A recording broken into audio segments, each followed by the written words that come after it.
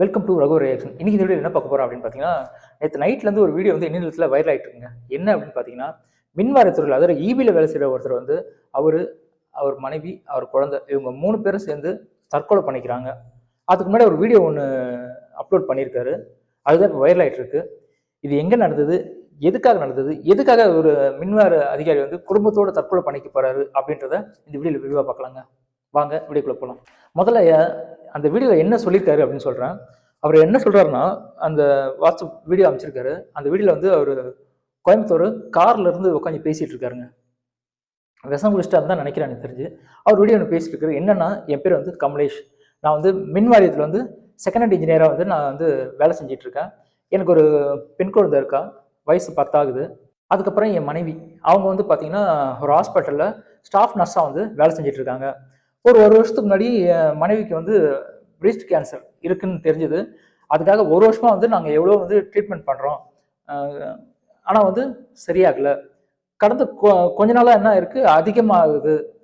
அதனால் வந்து நான், என் மனைவி, என் குழந்தை 3 பேரை வந்து தற்கொலை பண்ணிக்க போகிறோம் அப்படின்னு வந்து பேசியிருக்காரு. அது மட்டும் இல்லாமல் அந்த வீடியோவில் அவர் என்ன சொல்கிறாருன்னா, நாங்கள் இறந்த பிறகு எங்கள் உடலை வந்து ஹாஸ்பிட்டல் எடுத்துகிட்டு போங்க, எடுத்துகிட்டு போயிட்டு அங்கே வந்து போஸ்ட்மார்ட்டம் பண்ணாதீங்க, வீட்டுக்கு எடுத்துகிட்டு போகாதீங்க, ப்ரெஸ் காலில் இருக்கிற அந்த சர்ச்சிலே வந்து அடக்கம் பண்ணுங்கள். அந்த கல்லறை கட்டுறதுக்கு தேவையான செலவு வந்து நான் வந்து சர்ச்சு அதாவது சிஎஸ்ஐ கிறிஸ்துவ நாதர் சர்ச்சில் வந்து 50,000 நான் வந்து முன்னாடியே கட்டிட்டேன். அது மட்டும் இல்லாமல் என்னோட ஃபிக்ஸட் டெபாசிட்ல வந்து 10 லட்சம் இருக்குது. அதையே வந்து அந்த சிஎஸ்ஐ கிறிஸ்துவ நாதர் ஆலய சர்ச் இருக்குல்ல, அதுக்கே வந்து கொடுத்துருங்க. அது மட்டும் இல்லாமல் நான் இறந்த பிறகு ஒரு அமௌண்ட் வரும்ல, அதை வந்து தமிழகத்தில் இருக்கிற ஏழை மக்களுக்கு செலவு பண்ணுங்க. குறிப்பாக என்ன சொல்கிறாருன்னா, தமிழக அரசு, பொதுமக்கள், அப்புறமா அவர் வேலை செஞ்ச அந்த இபி ஆஃபீஸில் இருக்கிறவங்க, அப்புறமா அந்த சிஎஸ்சி சர்ச்சில் இருக்கிறவங்க எல்லாருமே வந்து வாரிசாகி இவங்களோட அந்த உடலை வந்து நல்லபடியாக அடக்கம் செய்யணும் அப்படின்னு வந்து கேட்டுக்கிறேன் அப்படின்னு ஒரு வீடியோ வந்து போட்டிருக்காருங்க. அதுதாங்க இப்போ வைரல் ஆகிட்டு இருக்கு. இந்த வீடியோ அப்லோட் பண்ணுறதுக்கு யாருன்னு பார்த்தீங்கன்னா பேசியிருக்காரு கமலேஷ். அவர் தாங்க அப்லோட் பண்ணியிருக்காரு. இவர் பார்த்தீங்கன்னா கோயம்புத்தூர் மாவட்டத்தை சேர்ந்தவருங்க. கோயம்புத்தூர் மாவட்டம் பெரியநாயக்கம்பாளையம் பிரஸ் காலனி தம்பு நகரை சேர்ந்தவர் தான் இந்த கமலேஷ். இவர் வந்து வயசு 42. இவர் பார்த்தீங்கன்னா இபியில் வந்து பணிபுரிஞ்சிட்டு இருக்காரு. இவரோட மனைவி தான் இலக்கியா. இவங்களுக்கு தான் வந்து புற்றுநோய். அவங்களுக்கு ஒரு குழந்தை 10 வயசுல ஒரு பெண் குழந்தை இருக்கு. அதுதான் வந்து ஏஞ்சல் அந்த குழந்தை பேரு. இவர் ஏன் தற்கொலை பண்ணியிருக்காருன்னா, இவரோட மனைவிக்கு வந்து மார்பக புற்றுநோய் வந்து இருக்குங்க. அது வந்து ஒரு வருஷத்துக்கு முன்னாடி தெரிய வந்திருக்கு.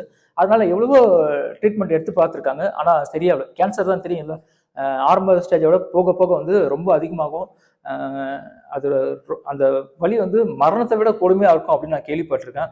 மேபி அவங்க மனைவி இறந்துருவாங்கன்னு சொல்லியிருக்கலாம் டாக்டர். அதுக்காக அவர் வந்து என்ன பண்ணியிருக்காரு, பூச்சி மருந்து வாங்கி அந்த சாப்பாட்டில் கலந்து சாப்பிட்ட பிறகு வீடியோ எடுத்துட்டு அந்த வீடியோ வந்து சொந்தக்காரர்களுக்கெல்லாம் வந்து வாட்ஸ்அப்பில் அனுப்பியிருக்காரு. அதுக்கப்புறம் அவங்க விஷயம் தெரிஞ்சு காலையில் வந்து வீட்டுக்கு திறந்து பார்க்குறாங்க. 3 பேரும் வாயில் நல்லா தள்ளி இறந்துருக்காங்க. இதுதாங்க நடந்திருக்கு. எனக்கு உண்மையிலே இந்த வீடியோ பார்க்கும்போது மனசு அவ்வளோ கஷ்டமாக இருந்ததுங்க. எந்த அளவுக்கு அவருக்கு மன உளைச்சல் இருந்தால் இந்த மாதிரி பண்ணியிருப்பாரு. ஏன்னா என்ன காரணம் அப்படின்னு பார்த்தீங்கன்னா, அவங்க மனைவியை வந்து ரொம்ப நேசிச்சிருக்காருங்க. நேசிக்கிறதுல இந்த எக்ஸ்ட்ரீம்னுவாங்கல்ல, நீ இல்லைன்னா நான் வாழவே முடியாதுன்ற ஒரு ஸ்டேஜில் அவர் வந்து அவர் மனைவி அவ்வளோ நேசிச்சிருக்காரு அப்படின்றது அவர் பேசும்போதும் அவர் இந்த விஷயம் பண்ண பிறகும் தெரியுதுங்க. அவர் பாயிண்ட் ஆஃப் வியூனா அவர் பண்ணது ரைட்டாக இருக்கலாம். ஆனால் உண்மையிலேயே அவர் பண்ணது வந்து ஒரு முட்டாள்தனமாங்க. ஏன் தெரியுங்களா, இது வந்து கணவன் மனைவி 2 பேர் மட்டும் இருந்து அவர் இந்த முடிவை எடுத்திருந்தாருன்னா உண்மையிலேயே அது வந்து ஒரு சரியான ஒரு விஷயம்தான். ஏன்னா அவங்க இல்லை, நான் அதெல்லாம் என்னால் வாழ முடியல அப்படின்றது சரியான விஷயம். ஆனால் அவங்கள நம்பி ஒரு குழந்தை இருக்கா, ஒரு 10 வயசு ஏஞ்சல் அந்த குழந்தை பேர். அந்த குழந்தை இருக்கா, அந்த குழந்தைக்காக இந்த முடிவை அவர் எடுக்காமல் இருந்திருக்கலாம். ஏன்னா வந்து இந்த குழந்தைன்றது வந்து யாருன்னா அவங்க 2 பேரோட ஞாபகம், சந்தோஷம், துக்கம்ன்றது தான் அந்த அவங்களுக்கு பிறந்த அந்த குழந்தை. அந்த குழந்தைக்காவது அவர் அந்த முடிவை மாற்றி இருக்கலாம். ஏன்னா இனிமேல் தான் அந்த குழந்தை வந்து உலகத்தையே வந்து பார்க்க போறா. இவ்வளோ ஒரு இபியில் வேலை செய்கிறாரு. மாதம் எப்படியும் ஒரு 1 லட்சம் 1.5 லட்ச ரூபா சம்பாதிப்பார். படித்து அவரே வந்து இப்படி ஒரு தப்பான முடிவை எடுத்திருக்காரு அப்படின்னும் போது ரொம்ப கஷ்டமாக இருக்குங்க. இன்னொன்று விஷயம் என்ன அப்படின்னு பார்த்தீங்கன்னா, மேபி அவர் யார்கிட்டையும் ஃப்ரீயாக பேசாத ஆளாக இருந்திருக்கலாம். அதுதான் எப்பவுமே வந்து நம்ம நினைக்கிறோம், தனி குடும்பமாக இருக்க தான் சந்தோஷம் அப்படின்ட்டு. ஆனால் உண்மையிலே அது கிடையவே கிடையாதுங்க. கூட்டு குடும்பமாக இருக்கிறது தான் அங்கே சந்தோஷமே. ஏன் தெரியுங்களா? ஏன்னா கூட்டு குடும்பமாக இருக்கும்போது நம்மளுக்கு கஷ்டம் போது நம்ம அங்கே ஷேர் பண்ணிப்போம். நம்ம அங்கே இல்லைனாலும் அந்த இடத்த வந்து அவங்க ஃபில் பண்ணிப்பாங்க. சரி நம்ம குழந்தைய வந்து பார்த்துக்குவாங்க அப்படின்ற ஒரு நம்பிக்கை இருக்கும்.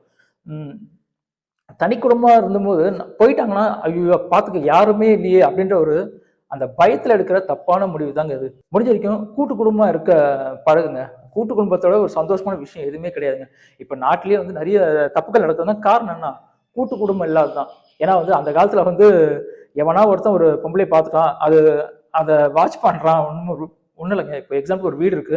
அந்த வீட்ல ஒரு பொம்பளை இருக்கா. ஒருத்தன் ரோட்டோரமா ஒரு 4 தடவ போனான்னு வச்சுக்கங்க, அந்த வெளியில எப்படியும் எல்லார் வீட்லயும் பாட்டி இருப்பாங்க. அந்த பாட்டி என்ன "ஏய் எதுக்குடா இங்க சுத்துற?" அப்படின்னு பாட்டி கேட்பாங்க. அன்னைக்கு அப்படியே பயந்து ஒரு நாள் 2வது வரவே மாட்டோம். ஆனா இந்த காலத்துல அப்படி கிடையாதுங்க. எல்லாம் தனித்தனி குடும்பம் ஆயிடுச்சு. ஒரு இதுல பார்த்தீங்கன்னா, ஒரு எப்படியும் ஒரு 100 ஃபிளாட் இருக்கும். ஆனா பக்கத்து ஃபிளாட்ல இருக்கிறவங்க கூட யாரு என்னன்னு பல வருஷமா தெரியாம இருக்கும். ஓ! இங்க அவங்க தான் இருக்காங்களா? அப்படின்ற அளவுக்கு எல்லாம் வந்து பிரிஞ்சு போயிட்டாங்க. கூட்டு குடும்பமா இருக்கும்போது அந்த பிரச்சனை கிடையாது. மன உளைச்சல்லாம் கிடையாது. இப்ப தனியானவன ரொம்ப மன உளைச்சல் ஆளாயிடுறாங்க.